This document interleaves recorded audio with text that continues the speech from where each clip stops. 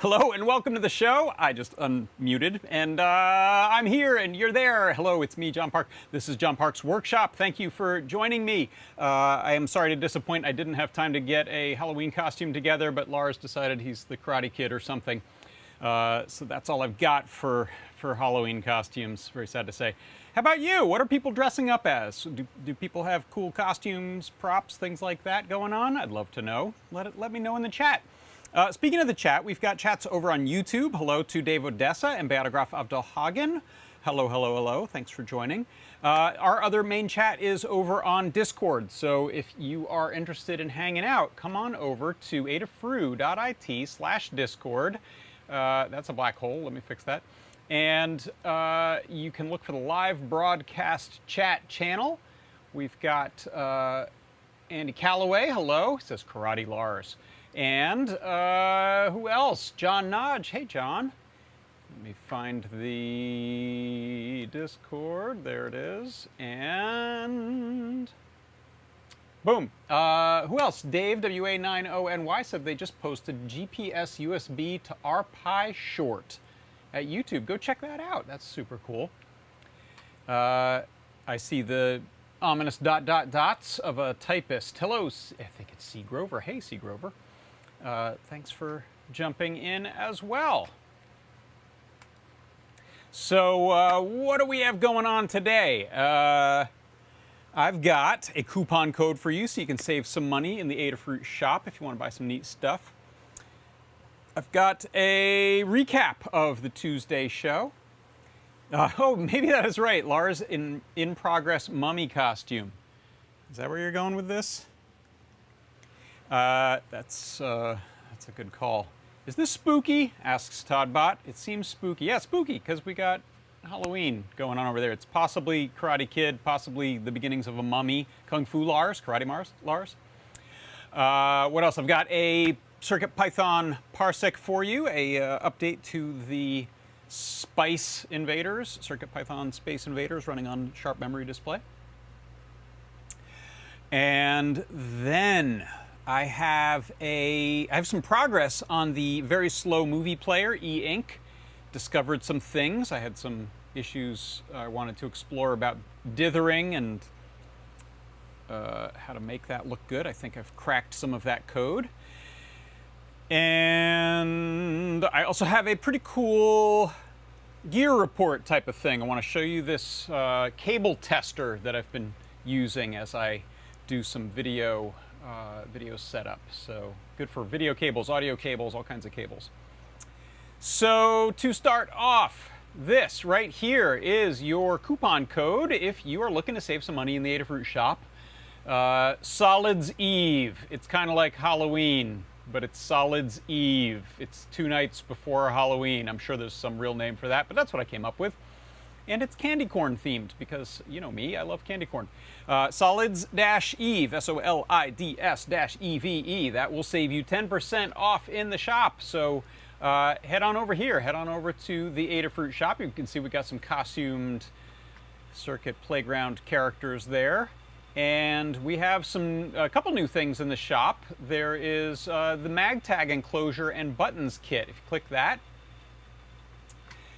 you'll see this is a Ruiz Brothers design, professionally printed case that includes those great little magnetic feet that allow you to stick that to your refrigerator or other ferrous surface, magnet-like surface. And we have the new mag tag to go along with that, which is not in stock right now, but you can sign up to be alerted, so you won't get a discount on that, but you can get a discount on the case if you're thinking ahead. That case only fits the new one, I believe, because that was a redesign to that board. If I'm wrong on that, someone let me know, but I believe that's specific to the new board.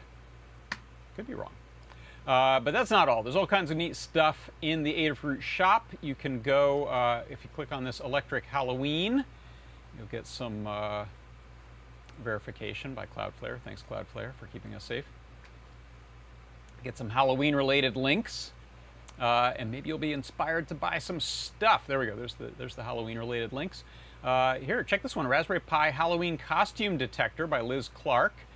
Go check that new guide out, and you might want to throw the stuff to build one yourself in the cart. You can do a little add to cart. I think there's isn't there an add all to cart? No, but you can add these to the cart with the little linky buttons there, and then get 10% off using that Solids Eve coupon code. Just throw that in on your way out. That is good until midnight tonight, East Coast time. John Nodge just said, save Ferris, but not the save Ferris that you think. Save Ferris. So, hey, Nisku7, thanks for joining. Got a cool GIF going on here. It looks like a, Kung Fu battle. My goodness. It's baby Bruce Lee. Add all the things. Isn't there an add all things? I thought there was an add all things. What else is happening here? I've got the product pick of the weekend. This one actually, I think we still have some in stock. This one is quite a cool Halloween-related thing. That was my show on Tuesday. It's this IR presence and motion sensor. Usually these IR sensors just tell when there's a movement, but this one can tell, hey, there's actually a human-sized thing still in view. So maybe you could tailor your haunt. You've got to get it quick. So that's probably best if you're in New York and can have it shipped same day. But regardless, here is the product pick recap from this week. The ST-HS34PF80 IR presence and motion sensor. This is a PIR sensor that is a little bit unique in that it is tiny. We do not require the usual sort of Fresnel lensing over it. It can detect both motion, which is typical for these when you walk into a room and the lights come on, it detects motion. Sometimes those turn off when everyone's still because you've fallen asleep in the meeting or whatever. Not this one. This detects both motion and presence. As the presence value and the motion value. Those are kind of the key things that I care about here. So if I step in front of the sensor, you're going to see, okay, presence value of 791, it's detected me. Motion value, it has stopped detecting that because I'm standing pretty still. ST-HS34PF80 IR presence and motion sensor. Indeedy. I just remember, I was just moving something on the workbench there. I just remember there's one other thing I want to do a little show and tell about, and that is my original PlayStation 1, and A, why it's weird, and B, it's not working right now, but B, why it's even weirder and somehow cyclically related to some Adafruit sphere things, people. So don't let me forget. If I don't hit the PlayStation by the end. Remind me, because I want to talk about that. Okay. So, Andy Calloway says, fallen asleep in the meeting. I haven't done that since I retired. Yeah, I feel you. Yeah, it's nice not having conference room meetings where you can nap. Quinman16, hello, over in the YouTube chat, asks, is that sensor I2C? Yes, it is. That is a, thank you for asking that. That's a great point. Let me bring back up my Chrome view here for a moment. It's right there on new products. We have 11 in stock, so if you want to get those, you can at least get those with the coupon code. So the typical, did I put it away already? I did, okay. The typical, I mentioned this during the show, there's your typical PIR sensor, and these use a digital pin, usually. I think some of them maybe have an analog pin, but these usually just have a digital pin that say, yeah, I noticed something, or no. And control for sensitivity is often a little potentiometer on this, or a jumper to say strength, high or low, sensitivity, high or low. That's the typical one. This one that I did on the show, where'd you go? Are you it? I already put it away. This one right here, STH34, STHS34PF80.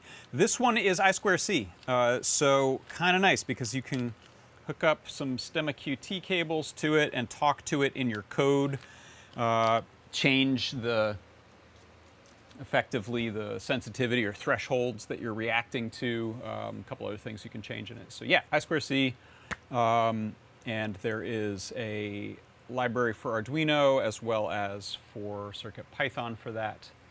Go check it out. Excuse me. Hey, Brent. Brent just showed up and put a link in. Thank you. Put a link in over on the YouTube. Well, next up, let's jump into this CircuitPython Parsec.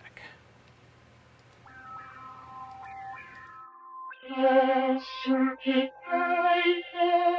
Parsec.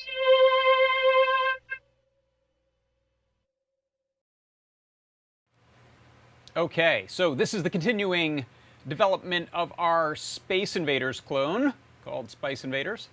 And in the CircuitPython Parsec today, I want to show you adding scoring to our Space Invaders-like game. So what I'm going to do is go ahead and restart code there. Get that running.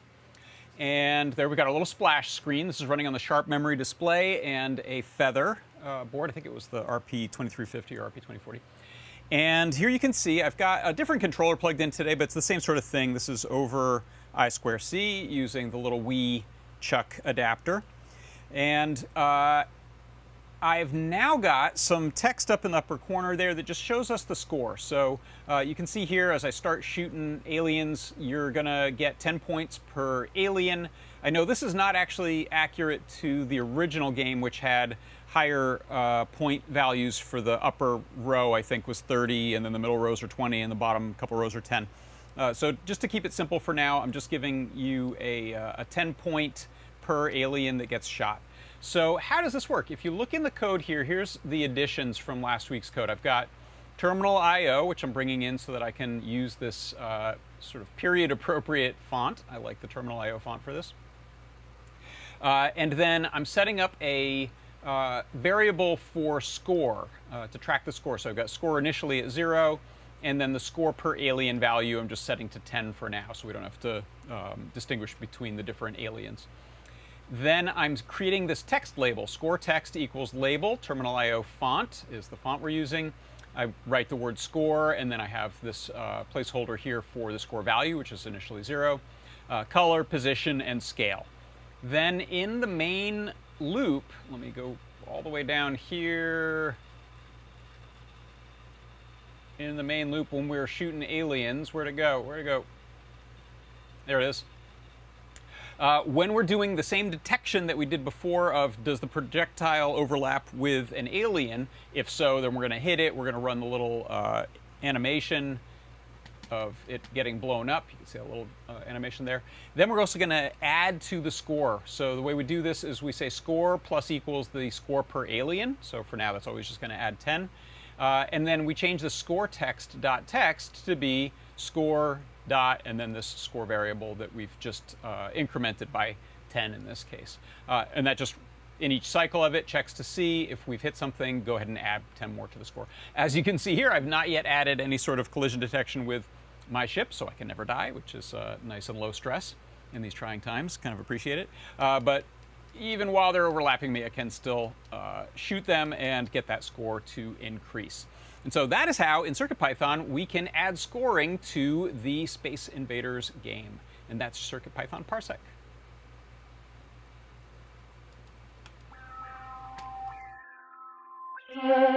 CircuitPython Parsec.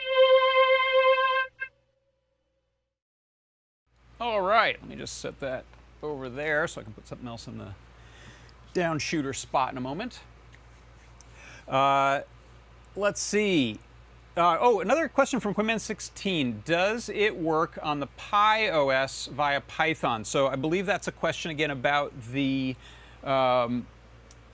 presence and motion sensor. And yeah, I believe so. In fact, if we take a look, usually in the Learn guide for our sensors, this is a good question. Let me go over here. So if I'm on the product page, there's a link to the primary guide and also sometimes some project guides. This one's pretty new, so I don't think we have any projects made with it yet.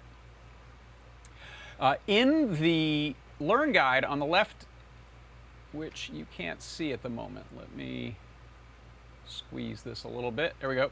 On the left side here in the CircuitPython and Python section, this will almost always show you how to set this up both for a Raspberry Pi or other single board computer with this Python computer wiring section, and then the Python installation. So this will usually use Blinka, almost always use Blinka, and install our CircuitPython library so that you can run that sensor in code in Python. And there's usually an example code that'll work for both the Python and the CircuitPython. So Pi OS on a single board computer or CircuitPython on a microcontroller. That's almost always the case that these will work, especially with something like I2C. It's very straightforward to use the I2C sensors in CircuitPython. So good question. Thanks for asking that. All right. Let's see. Next, we've got, in fact, I think this is a great time, excellent time, to do this PlayStation thing that I didn't want to forget about. So let me adjust the down shooter here for a moment. This, oh my gosh, this camera is really wobbly. Okay, so let's see. Can we... That's good. Let me adjust some focus on there.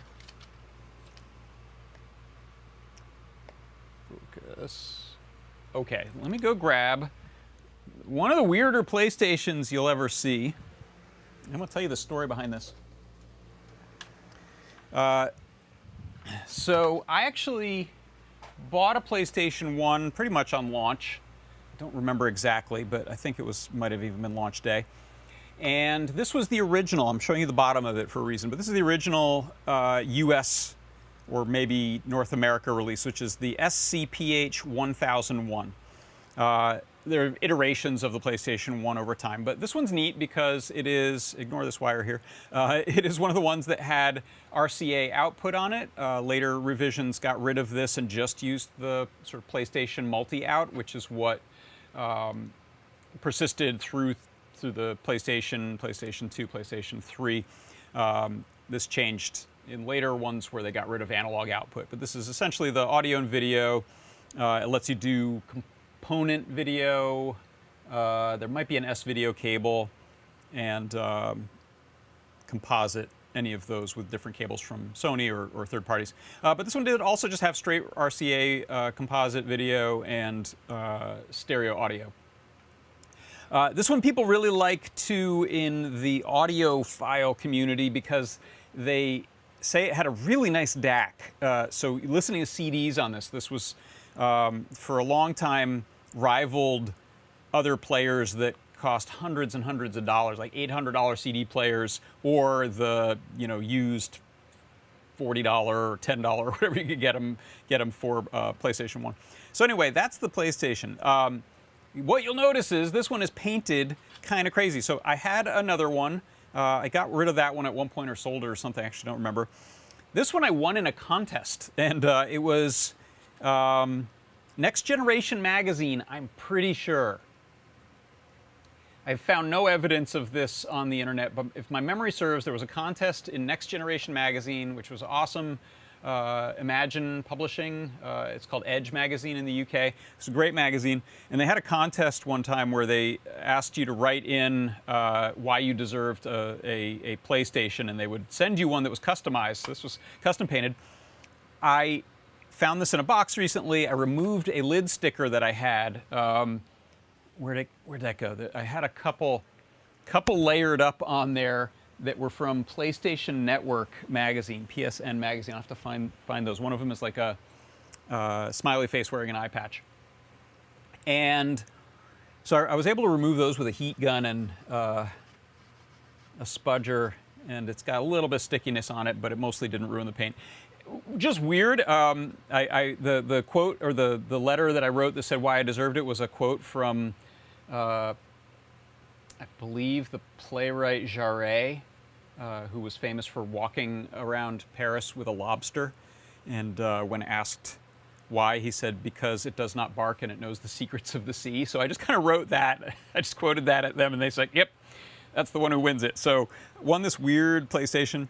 Later, I drilled a bunch of holes in it, not very evenly, and put a big LED strip in there, and I had a switch running here to a mod chip. So it's not running, and when I pulled it apart to figure out why, I ran across this. I kind of remembered I had put a little mod chip in there, which we can get a little close-up of. And let me adjust the exposure here. So, yeah, you can see here, this is a microchip PIC chip, I believe. 4 wires running off of it. As you can expect, it was used to defeat the region locking on the PlayStation game discs. So they had these cool black discs, you may remember. I don't know what, if anything, the black had to do with anything, but the bottoms of these CDs were black. And you could only play the region that your PlayStation came from. So mine was the North America or US PlayStation, so it could only play US games. But if you wanted to play import games, Japanese games, European games, then you had to get a mod chip like this. You could also play backups. If you backed up your CD games, you could play them. Or if you were a pirate, this would be helpful for that too. Okay, so this was kind of the first generation of these chips, and all they did was they circumvented the little handshake between the disc. There was like a hard to replicate outer rim piece of text. They were able to like burn onto the CD somewhere that normal burners couldn't burn, if I'm getting this right. And there was a little piece of text. It was like four letters, SCEA, Sony Computer Entertainment America, or the Japan one or the European one. When it saw that text, then it would say, okay, this player and the CD agree about their region, and it would play. This just kind of always gave the answer that that particular region's player wanted. So that was the mod chip. I probably, I don't know, spent $10 or $15 to buy that and installed it myself. You just soldered it to 4 points. The weird thing is that many years later, when Adafruit started doing show and tell, our friend Scott Ryder, also known as Old Crow, showed up doing synthesizer stuff. Scott's a synth engineer and designer. Also turns out Scott's the one who made this mod chip. It was called the Old Crow mod chip. If you look it up, you'll see info about the Old Crow mod chip, and he's got some stories on his website talking about the development of it. Originally, these were made in China, and they were proprietary. I think Scott basically reverse engineered one and then came up with a way to make it very inexpensively, and then other versions proliferated from there. But anyway, that's the weird tie-in between my old strange PlayStation here and this mod chip and Old Crow / Scott Ryder. So I'll put a link later on some of the blog posts that Scott did that are kind of interesting about the saga of developing that and what happened from there. So I don't know what is wrong with this one, though. I removed the mod chip just to rule that out, and I have no bad, obviously bad-looking capacitors on here. You kind of have to, I put it back together just to put it in a box for a minute, but you have to pull some screws and remove a lot of this in order to get to the motherboard. But there's no obviously bad caps on it. Power supply seems good, so I actually wanted to get another clean case, so I bought a dead, non-working, for parts only PlayStation for $20 the other day on eBay. It should be coming in a few days. Originally I was thinking, oh, this probably still works, and I'll just be able to swap in a clean case top. Not that I don't love this, but I'd like to have one that's original stock. However, I may see if there's parts in that work and parts in this that don't. Often the CD drive mechanism doesn't work on these. There's like a lot of friction here. So a lot of people had to, I think Kibi in our chat was saying they used to flip theirs upside down to play, which was a common fix to too much friction on this slide mechanism here. So I may try just Frankensteining together one from these. Not that I don't have a million ways to play PlayStation 1 games, because the PS2 was backward compatible with it, the PS3 was backward compatible with it, but I like to have these things in working order. So hopefully I'll get that back together. So that is the story of my weird PlayStation. Now you know.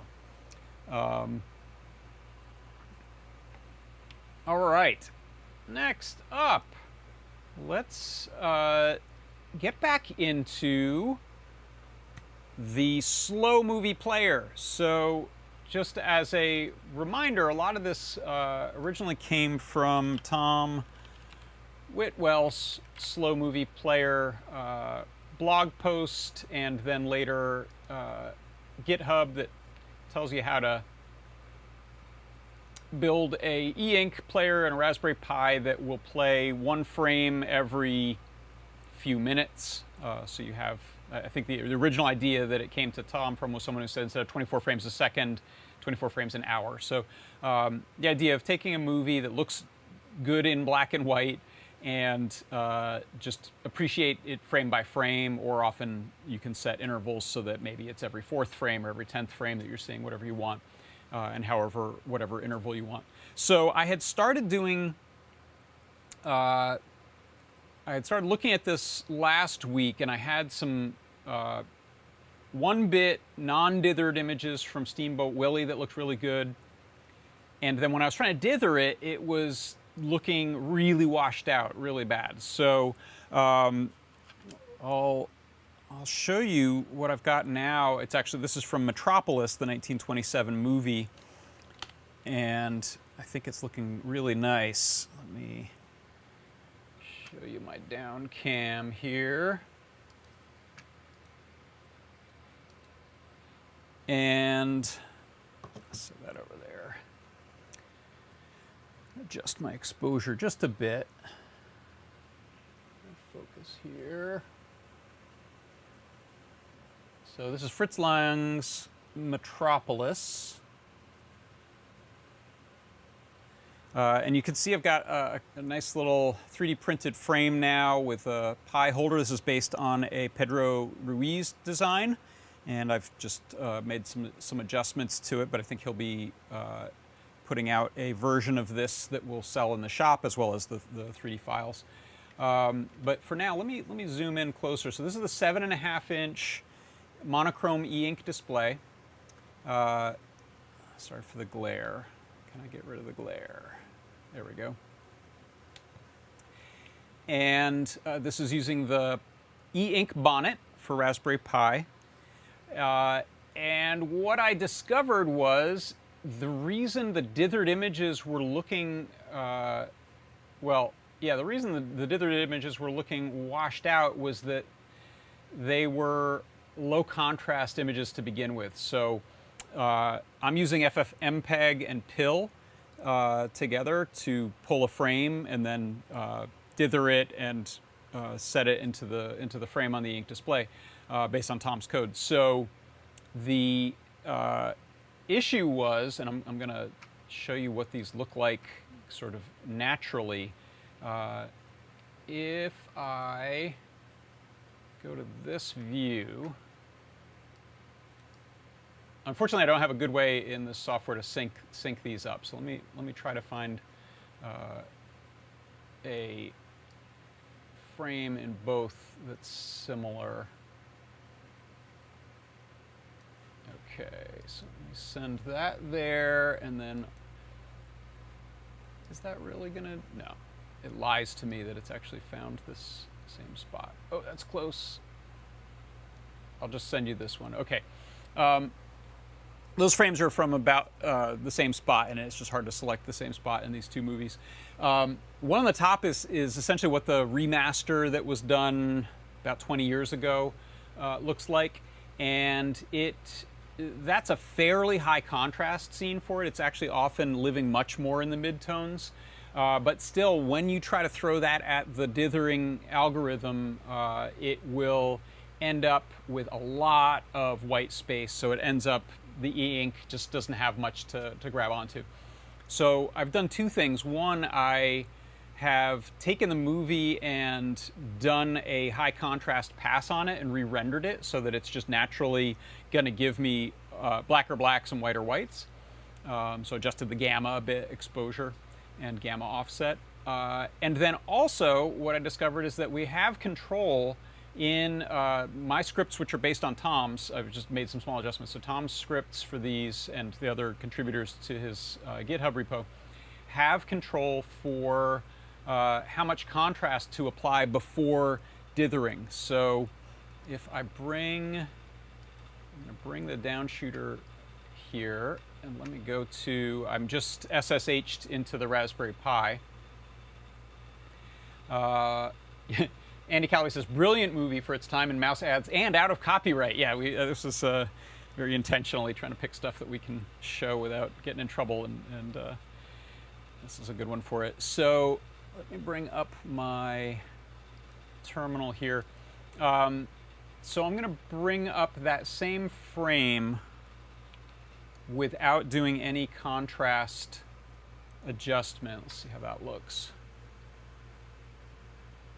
Yeah, this is what happens. So that image that you saw at no added contrast just gets completely wiped out by the e-ink, and I do not know why. But so as it turns out, there is a contrast setting in the script that I'll show you in a second that allows you to just goose that contrast on the way in.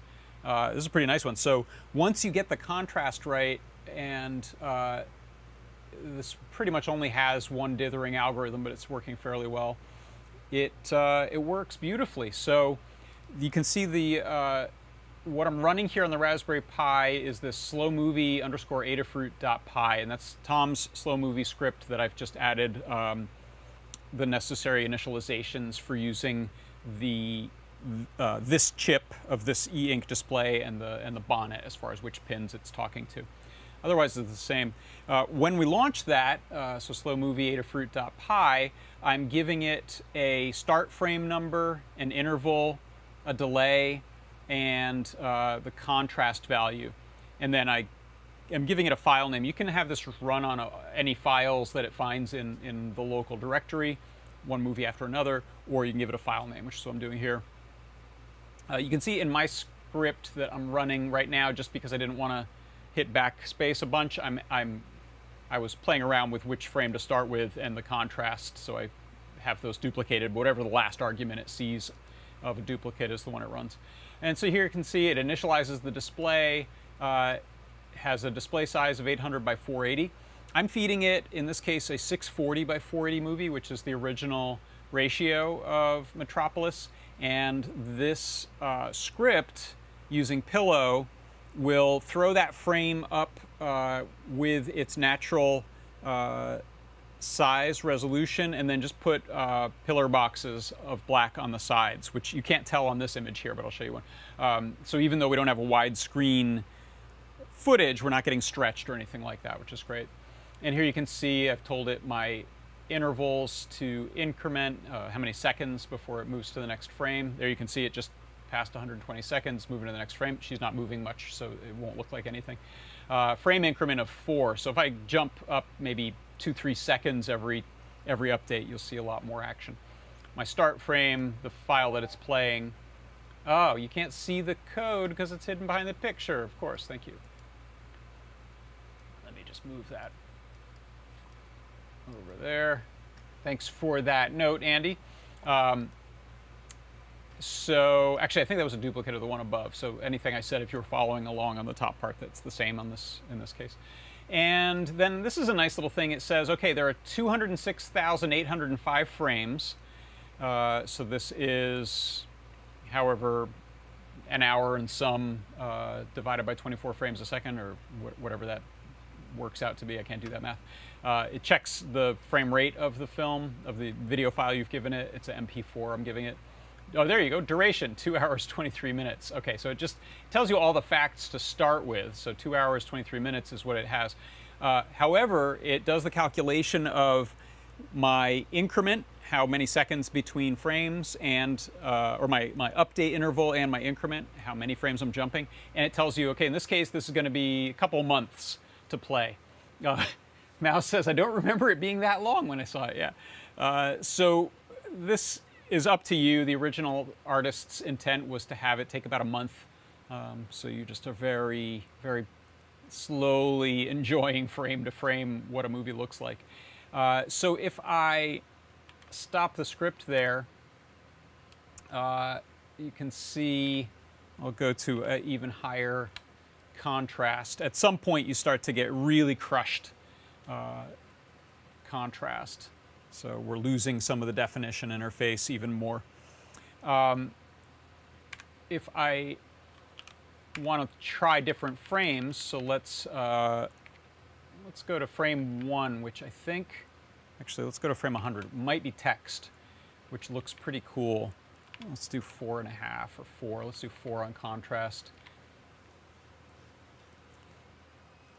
You could, of course, oh no, that's not a good frame at all. You could, I don't know what's happening in that frame. I think it's a transition. Let's go see what frame 1 looks like. You could set yourself some like bookmarks of frames that you find interesting and just look at those, but that's not the original intent of this. So this is, I'm going to do a set it and forget it here. So let me set the duration to about, let's say 10 seconds. I don't think that's too fast. Sometimes these e-ink displays don't want to be updated too frequently. And let's do every 96 frames, or yeah, 96 frames. So interval 96. I can get rid of this redundant start frame here just to make this make more sense. I'll get rid of this redundant contrast. So I'll leave that while I talk for a minute, because then we should just see it skip through some frames every few seconds at the beginning. One of the things I want to show you is this was a silent movie, and it has some excellent placards, title cards, captions, whatever they were called then, that show up, and those look amazing because it was white on black. They look gorgeous on the e-ink display.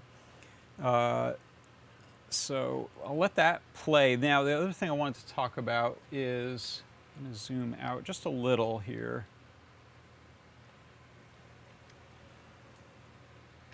And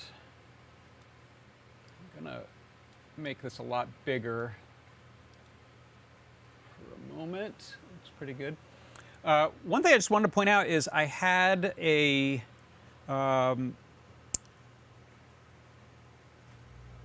plate, what do we call these on the 3D printer? There's a word for that. the surface. There's like a flexible metal surface you put on.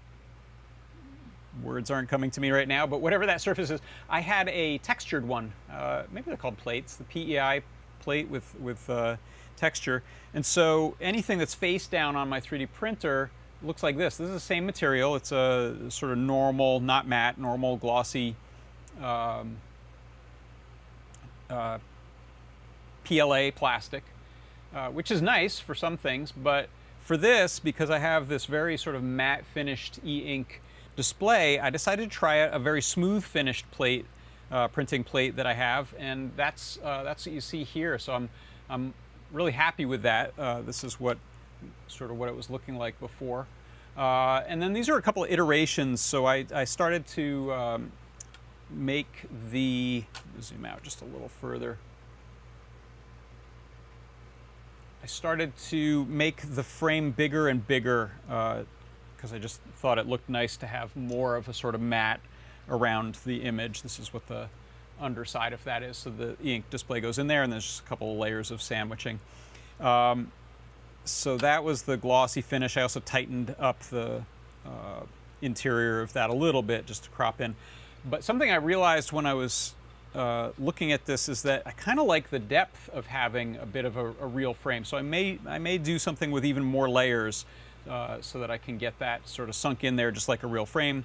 It doesn't really need glass or anything. I like the finish that's on there. But huge difference. You can see that's the exact same plastic, basically the same settings other than whatever the bamboo. Oh, wait, here we go. Here's a text. Schnicht. I don't speak German, so I don't know what Schnicht means. Hopefully I didn't just swear. Can anyone tell me what Schnicht means? But there you go. I really like this this finish on this. I don't know if it would look different with a matte PLA. Could it be even more matte? But it's a nice surface, kind of slatey looking. Yeah, Todd says, yeah, it's kind of a nice shadow box type of feeling with the depth. So it could be a happy accident, do like a little framing like that. This I modified. Pedro's design had an integrated Raspberry Pi case back, which is this piece here. There's another, yeah. So there was a angled stand attached to this. I decided to take that off of the model so that I could mount this right on a wall. It's actually not, if I can lift it up here without unplugging things. It's not very deep, so that could work on a wall pretty well. And I'm using a 90-degree USB-C adapter there to have the wire come off to the side. You always have to deal with that power on these. And right now I just have a Ethernet cable plugged into it just to make it wasn't finding my network. So, so that has no stand, and then I designed a little angled stand that you could presumably change the angles on those, and so that'll sit just like that, which puts it at kind of a nice angle on a bookshelf maybe. It's fairly straight on. If it's on your desk, you might want it tilted more, which is I think the idea that Pedro had on his. But yeah, this is kind of fun to do it at this semi-faster pace so that you see a lot of these gorgeously composed frames. And there you go. So that's the status on that. And Steamboat Willie also running beautifully. Let me show you that sort of with and without the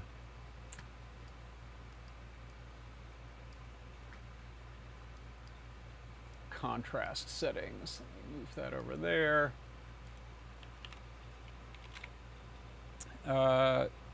So I'll do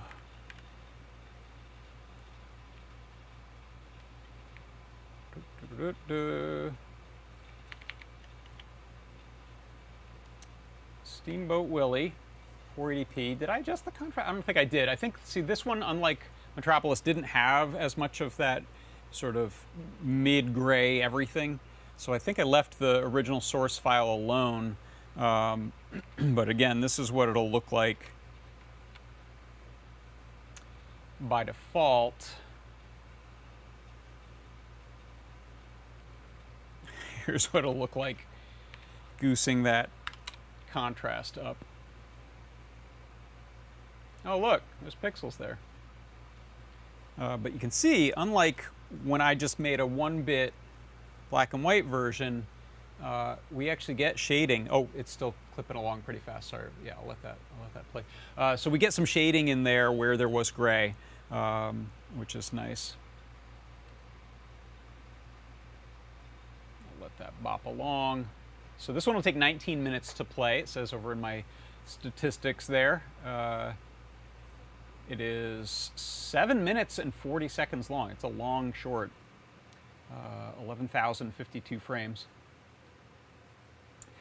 Some nice asked the question, for the smooth plate, did I need a spray or adhesive? I did not. Maybe I got lucky, but I was able to print it no brim on the exterior, because I don't like how that looks. I did, I think, do a brim on the interior, but it peeled off nicely. And it was I had never used it before. It was a smooth PEI, I think, plate, and I had just taken the film off of it. I did one test print, this one here, which came out great, and then did this one. Maybe that's impractical, but I think it might ruin that smooth effect if you have an adhesive on there. So here you can see, again, we've got some gray shading in here, which with this dithering algorithm is never going to look as good, of course, as a grayscale display would, but it's not bad. And a lot of this is some solid, some nice solid line stuff, especially with these Steamboat Willie Mickey images here. So the funny thing too is I've been playing Mickey Mania on Genesis because it was suggested by Frank Hodemakers, whose emulator is at the core of a lot of these Fruit Jam emulators. Great game, and the first level of it is set in Steamboat Willie world. So you're full color, maybe 1960s looking Mickey running around in this 1929 or whatever it was, 32 Steamboat Willie black and white grayscale world, and the game level design pulls from a lot of this stuff. So you see a lot of features that are familiar. So go check that out. Great, incredible, really great platformer with beautiful animation. It was actually done by the Special Projects group, a Special Projects group at Disney Feature Animation here in Burbank. So everything on it looks gorgeous. Mickey Mania, go check it out. Todd says, I always use smooth PEI build plate and never use anything other than to really clean the plate with IPA, isopropyl, not the pale ale. What happens if you use that? That probably makes it sticky, right? Don't do that. Yeah, let me get a little closer on here. Let me make this full screen for a moment.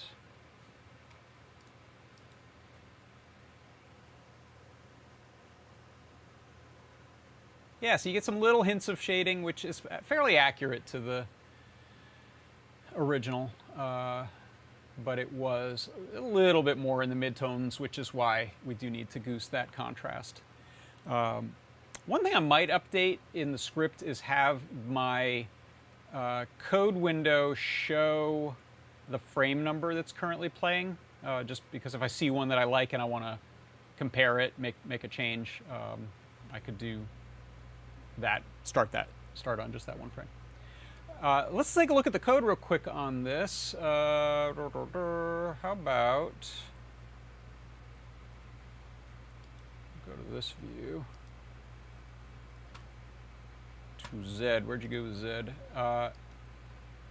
So I have not looked that closely at this other than adding my what I needed to import the Adafruit display. So board, bus I/O, digital I/O, Adafruit _EPD, and then UC8179 is the chip on this particular display. Also the tricolor e-ink, which would be kind of fun to try that too.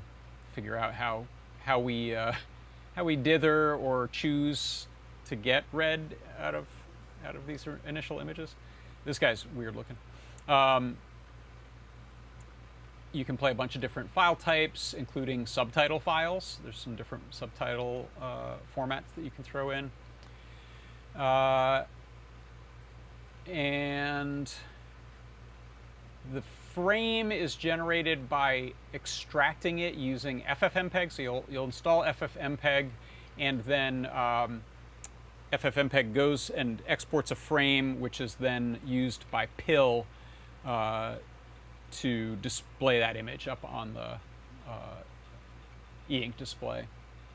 And so that's where any resizing, if necessary, would happen, and that's where the dithering is happening. So I'll just put links up to Tom's code, because this is the same, and then I'll do a learn guide with this so that you can run it with this exact display. Look at that, these guys. These little chickens here are menacing at the very beginning of the game that I was playing. Yeah, all right. I think that's all I had to say about that. So that's the status of our e-ink slow movie player. One fun thing is let me go ahead and quit that and turn it off. So I just turned off the Pi, and of course, this being an e-ink display, we get the last image on there. So I can unplug power, unplug Ethernet, which is actually a pain to unlatch. Let me use a little tool.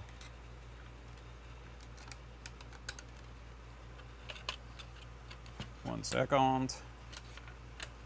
There we go. So that'll just be sitting there in front of Lars with that one frame on there. This would make a very nice, if you want to play something like Psycho on it, this would make a really nice Halloween-y, spooky kind of display. Just let frames from your favorite period horror movie play. Kind of cool. Todd said, now do a blipvert version where it plays an entire 2-hour movie in 10 seconds. Blipverts. Max? Okay, also over in our Discord, where'd you go, Discord? There you are. Somebody said, I saw this beautiful website on Hacker News yesterday all about dithering. Ooh, visualrambling.space, dithering part 1. Love that. Okay. Thank you. I'll check that out. That's very cool. All right. Last up, I know we're running a little long, but I just wanted to do a bit of a gear report on this super cool, let me bring up a website to show you, super cool cable tester. I'm just going to put Tom's site in the notes here, or just in the chat. Pyle, P-Y-L-E, PCT60. So these go used for $60 on Reverb. I don't know what they were new. Here you can see what it looks like. So this is a cable tester, and it is so helpful. So let me show you in action. It's simple what it does. You could do it with a multimeter, but boy, it's nice to not have to. So let me put up a little main view there. Oh, I'm gonna zoom that one in. Whoop.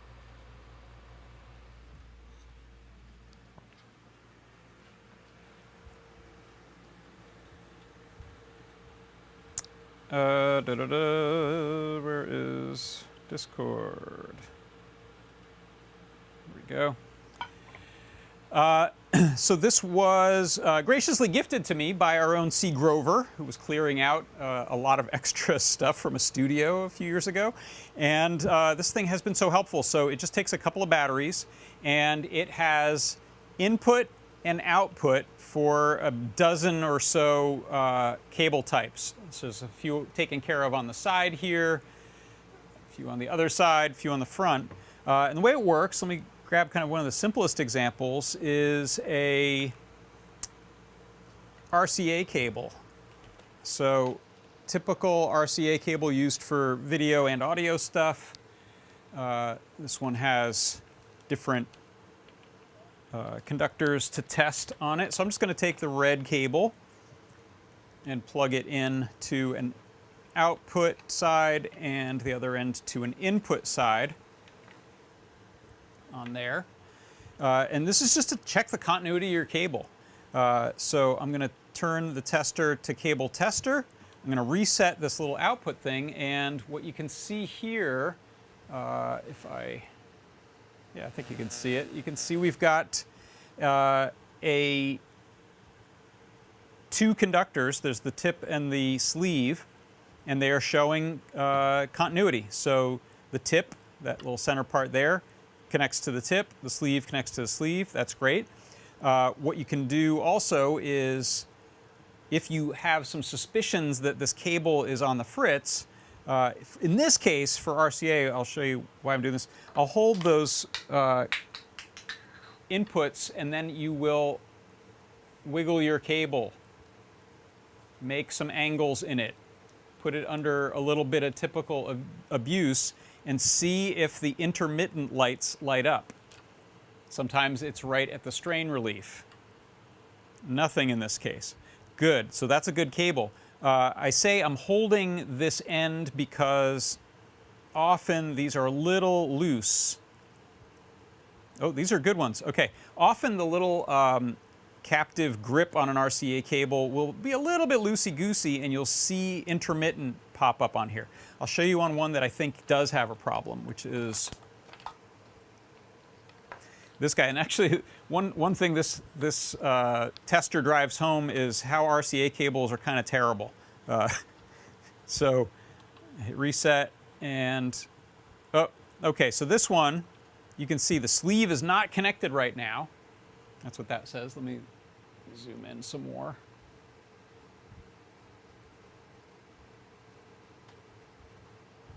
Okay, so sleeves are not connected to each other. Only the center conductor, the tip is, but this sleeve, oh, now it's good, now it's bad. So if I turn off, if I hit reset, as soon as you start trying stuff, you go, okay, yeah, there's a problem here, either just the gappiness of this or a break somewhere in here. So then you can go and try to hold those secure and wiggle the cables. I don't think it's the cable.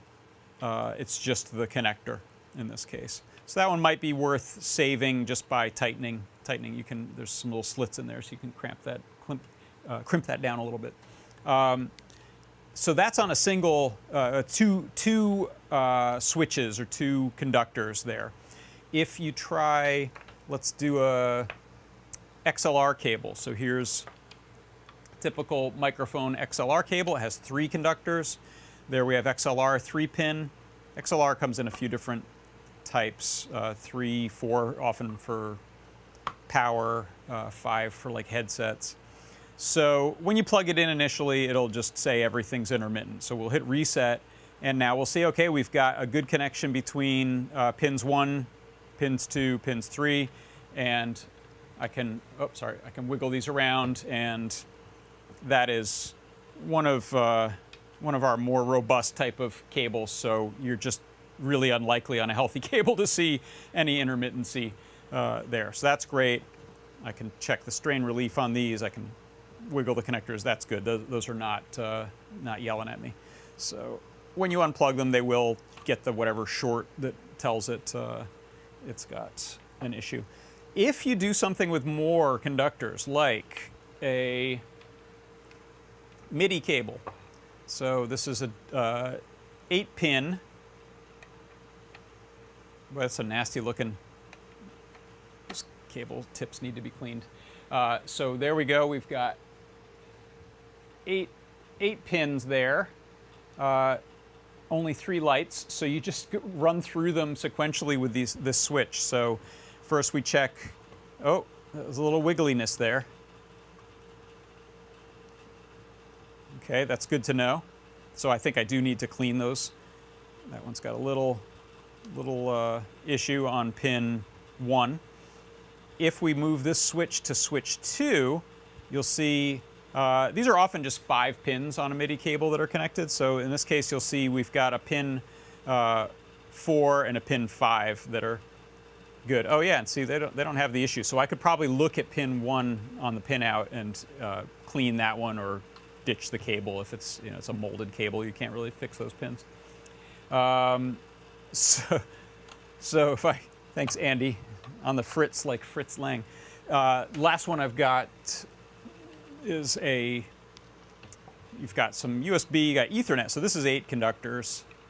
Even though this type of DIN connector that I use for MIDI can do 8 pins, the ones I'm using are just 5 pin. But this is a 8 conductor Cat5 type of cable. So if we turn that on, you'll see, okay, pins 1, 2, and 3 are good. Oh, sorry.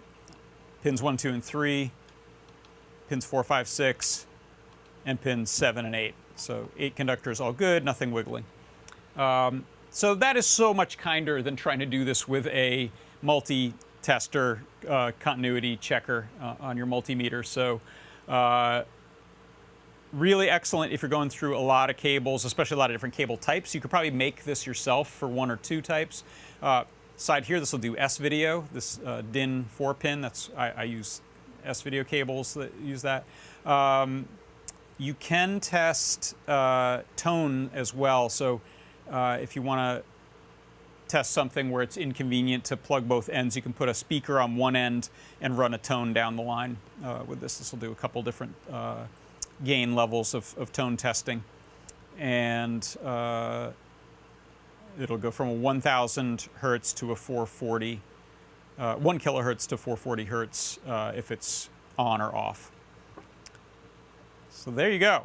Pretty useful, especially with all these video things I'm hooking up. I'm sure there's more modern versions that do, you know, HDMI cables and USB-C, USB-B. That one just has A, and old school boxy type B printer cable style. So anyway, that's thanks again to C. Grover for that. I wasn't aware of those, and it has helped me a ton in throwing out or fixing cables that were making me wonder what part of the system was broken. Okay, hey, I think that is going to do it for today. Thank you so much for stopping by. A reminder again, go eat some candy corn. Go save 10% off in the Adafruit shop with Solids Eve. Solids Eve will save you 10% off in the shop today. And then you get Hallows Eve. So go enjoy your Halloween tomorrow. Let us know in the chats if you're dressing up, if you've got some cool props, if you made some hacks and crafts and such. Love to see it. Love to hear about it. We should maybe be having a Foamy Guy tomorrow. I'm not sure if he's taking the Halloween off, but often we'll have a deep dive with Foamy Guy on Friday and Saturday.